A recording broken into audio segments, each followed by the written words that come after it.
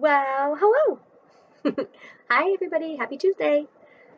So, what did you think about chapter 6 yesterday, huh? Some fun stuff for Stuart, right? He's going to get to sail a boat, and not only sail it, he's going to get to race it. That sounds like so much fun. Did you make some predictions? Do you have in your mind what you think you know might happen? Well, let's see if any of you are right. But first, we need to recap. So, we meet a new character in chapter 6, and he is the owner of the Wasp. And that's all that I wrote down because we don't know his name. So all we know right now is that he's the owner of the Wasp, and that's it. So up we pop up here, and to our nice little story map here. We're doing what we can, right? Now, once again, because we're not all together in the classroom, because I'm making this video and we're not even able to do any kind of Google Meet where you can answer the questions live, I wrote down what I thought were the most important events of the story. Maybe you talked with the people that you live with in your house about the story, and maybe you talked about different events, and that's okay. If there are things that you thought were important in the story, that's great.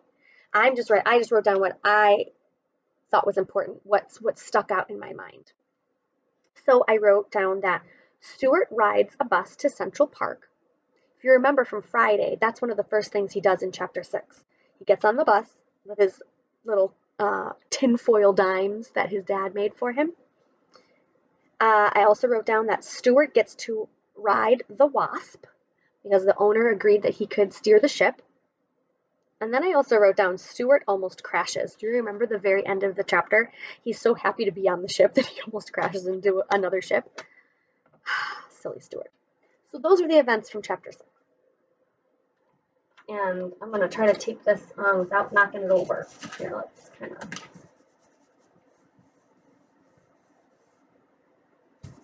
Lots of events happening. Oh boy, don't fall over. Okay. All right. Are you ready for chapter 7? I'm going to try to read the whole thing. It's a little bit long, but I think we can get through it. And if you need to take a break, you can always pause. You can pause the video and then come back to it later. Okay? Chapter 7 is called The Sailboat Race. I should hope so. I want to find out what's going to happen. When the people in Central Park learned that one of the toy sailboats was being steered by a mouse in a sailor suit, they all came running. If we were at school right now and somebody said, hey, there's a mouse in the school pool steering us a boat, we would go check it out, don't you think? I'd be like, yeah, I want to see that. Soon the shores of the pond were so crowded that a policeman was sent from headquarters to announce that everybody would have to stop pushing, but nobody did. People in New York like to push each other. The most excited person of all was the boy who owned the Lillian B. Womrath. He was a fat, sulky boy of 12 named Leroy. He wore a blue suit and a white necktie that was stained with orange juice. Hey, come back here, he called to Stuart. Come back here and get on my boat. I want you to steer my boat. I'll pay you $5 a week, and you can have every Thursday afternoon off, and a radio in your room. I thank you for your kind offer, replied Stuart, but I am happy aboard the Wasp. Happier than I have ever been before in all my life. And with that he spun the wheel and headed his schooner down toward the starting line, where Leroy was turning his boat around by poking it with a stick, getting ready to start the race. So we have two very different starts to the race for these two boats, right? On one hand, we have Stuart, who is actually steering the sailboat with a steering wheel on the boat. And then we've got Leroy, who's just poking his boat with a stick to get it to turn around and face the right way.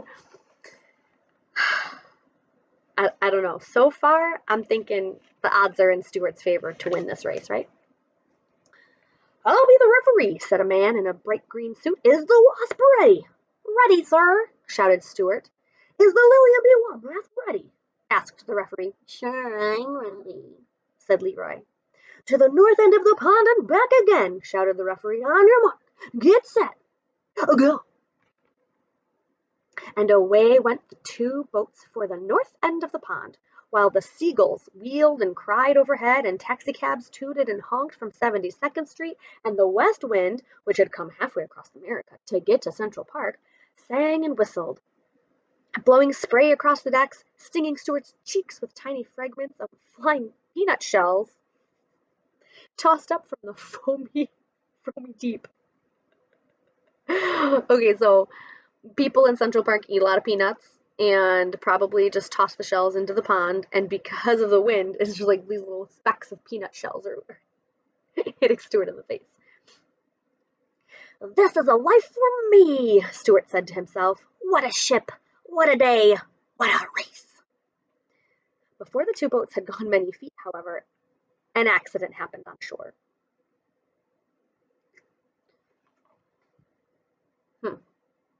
So not an accident in the pond with the boats, but something that happened on shore. What was happening on shore before the race started?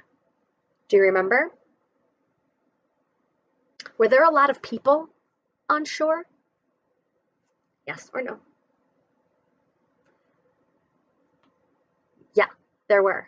Do you remember that they had to have a policeman come to try to do some crowd control? There's a policeman, and now there's an accident that happens. Oh boy. The people were pushing each other harder and harder in their eagerness to see the race. And although they didn't really mean to, they pushed the policeman so hard that they pushed him right off the concrete wall and into the pond. Oops. He hit the water in a sitting position and got wet clear up to the third button of his jacket. He was soaked. Here's a picture. Right on his butt, into the water. Oh boy. Oh dear. It was an accident, which means that they didn't mean for it to happen. It wasn't done on purpose, but still not good. This particular policeman was not only a big, heavy man, so he's like a larger guy, but he had also just eaten a very big, heavy meal, and the wave that he made went curling outward, cresting and billowing, upsetting all manner of small craft, and causing every owner of a boat on the pond to scream. So let's just break this down for a second. Okay. Now, these two sailboats are not the only two racing. Remember, in chapter 6, when he first gets to Central Park, there's a bunch of different kids and adults and lots of different toy sailboats. So it's not just these two. There are a lot of sailboats, that toy sailboats. And then, of course, we're focusing on these two particular sailboats, the Lily and B. Womrath and the Wasp. But now that this man has fallen into the pond, his body kind of created this giant, like almost tidal wave. And whether you've been on a boat or not, do you think that a wave or waves in the water would be good for a sailboat? I'm going to go ahead and say a no. Yikes. When Stuart saw the great wave approaching, he jumped for the rigging, but he was too late. Towering above the Wasp like a mountain, the wave came crashing and piling along the deck, caught Stuart up, and swept him over the side and into the water. I predicted this. I said this on Friday. I said maybe he gets shipwrecked.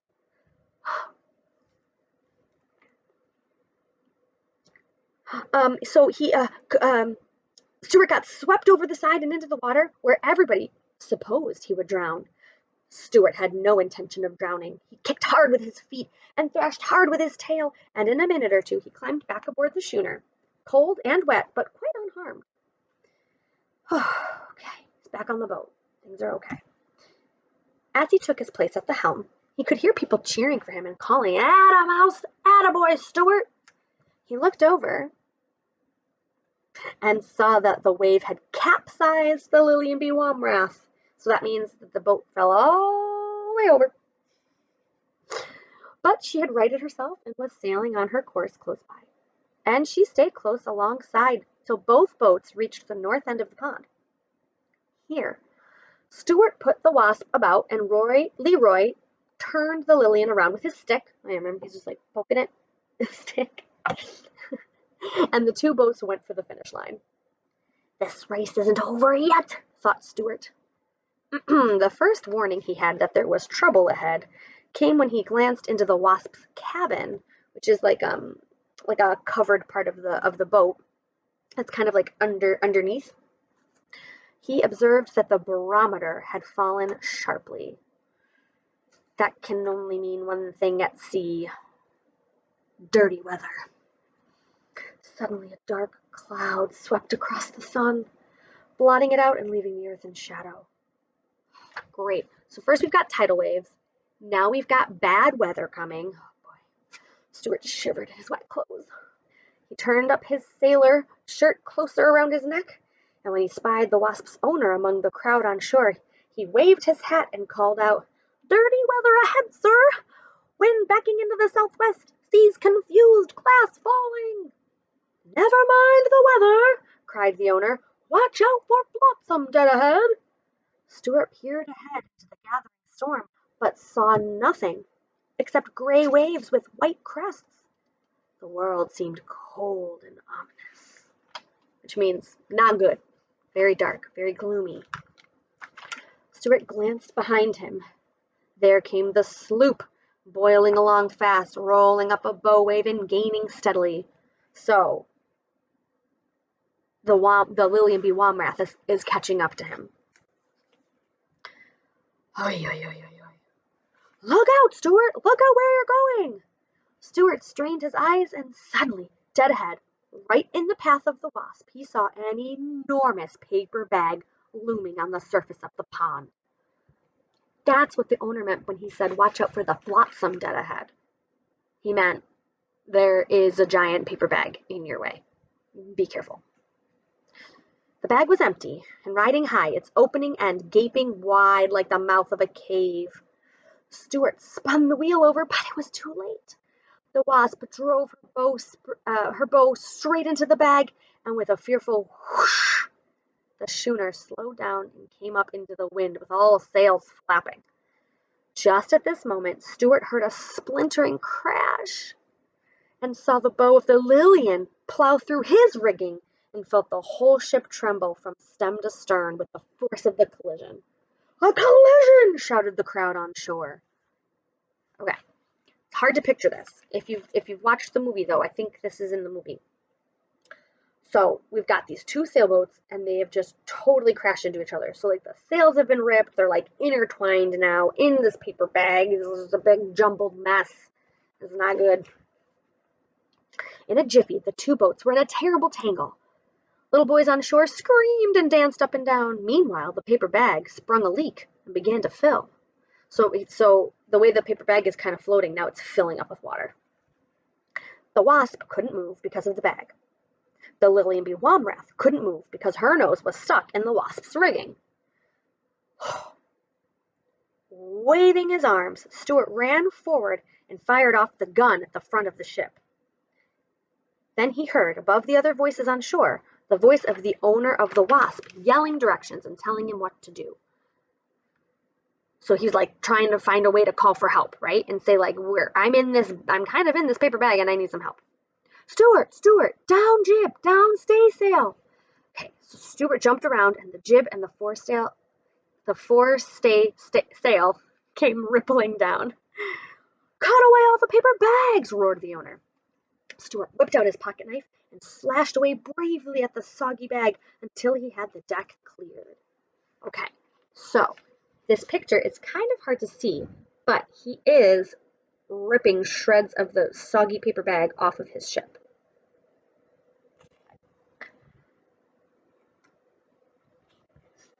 "Now, back your foresail and give her a full," screamed the owner of the Wasp. Stuart grabbed the foresail boom and pulled with all his might. Slowly the schooner paid off and began to gather headway, which means like it started moving again. Okay. As she went over the breeze, she rolled her rail out from under the Lillian's nose, shook herself free, and went on her way. A loud cheer went up from the bank. Stuart sprang to the wheel and answered it. Then he looked back, and to his great joy he perceived that the Lillian B. Womrath had gone off in a wild direction, and was yawing all over the pond. Straight and true sailed the Wasp, with Stuart at the helm. After she had crossed the finish line, Stuart brought her alongside the wall and was taken ashore and highly praised for his fine seamanship and daring. Now here's a picture of the crowd around him, like saying, "You did a good job." He was very brave. Very brave. The owner was delighted and said it was the happiest day of his life. He introduced himself to Stuart, said that in private life he was Dr. Paul Carey, a surgeon dentist. He said model boats were his hobby, and that he would be delighted to have Stuart take command of his vessel at any time. Everybody shook hands with Stuart. Everybody, that is, except the policeman, who was too wet and too mad to shake hands with a mouse. Here's a picture of the wet policeman. When Stuart got home that night, his brother George asked him where he had been all day. "Oh, just knocking around town," said Stuart. That's the end of chapter 7. What a stinker. That whole adventure, all that crazy stuff happened, and he just says to his brother, nothing much happened. Same old, same old. So sailing boats is this man's hobby. Oh, Dr. Carey, we just found out he has a name. His name is Dr. Paul Carey, and that's his hobby, is sailing boats. Do you have any hobbies? Do you have hobbies like, I like to read. Reading is a good hobby. Maybe you like to dance or play a sport. Maybe watching TV is your hobby. All right, this was kind of a long one, so if you needed to pause it at any point, that's fine. They might start to get longer and longer as we get deeper and deeper into this story. Thank you so much for watching and listening, and we'll see you again tomorrow.